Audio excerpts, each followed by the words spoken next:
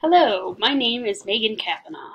To continue our immunization discussion this month, I'd like to discuss the measles vaccine.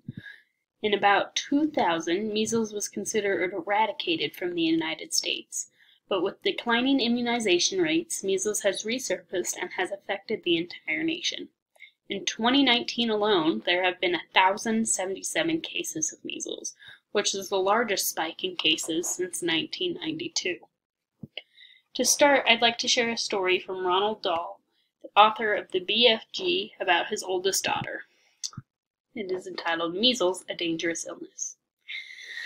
My eldest daughter caught measles when she was 7 years old. As the illness took its usual course, I can remember reading to her often in bed and not feeling particularly alarmed about it. Then, one morning, when she was well on the road to recovery, I was sitting on her bed showing her how to fashion little animals out of colored pipe cleaners. And when it came her turn to make one herself, I noticed that her fingers and her mind were not working together, and she couldn't do anything. "Are you feeling all right?" I asked her. "I feel all sleepy," she said. In an hour she was unconscious. In 12 hours she was dead. The measles had turned into a terrible thing called measles encephalitis. And there was nothing the doctors could do to save her. That was in 1962, but even now, if a child with measles happens to develop the same reaction from measles as Olivia did, there would still be nothing the doctors could do to help her. On the other hand, there is today something parents can do to make sure that this sort of tragedy does not happen to a child of theirs. They can insist that their child is immunized against measles.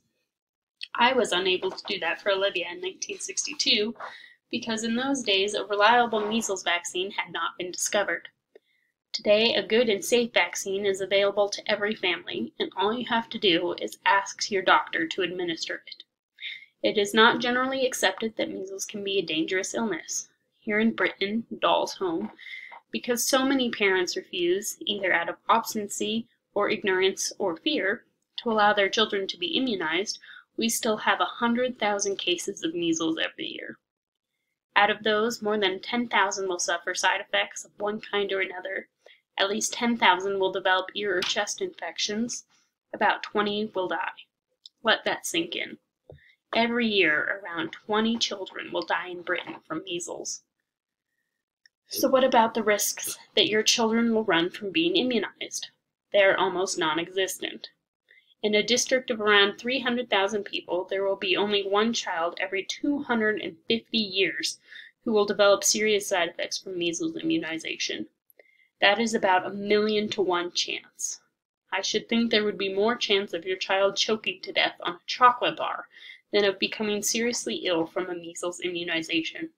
So what on earth are you worried about?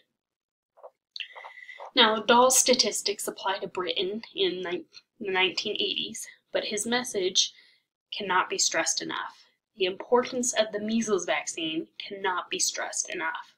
Many parents, unfortunately, believe that measles is simply a cough or a rash, lasts for a few days, and then goes away. This is not the case. Many complications can arise from measles, especially in children, the elderly, and the unvaccinated.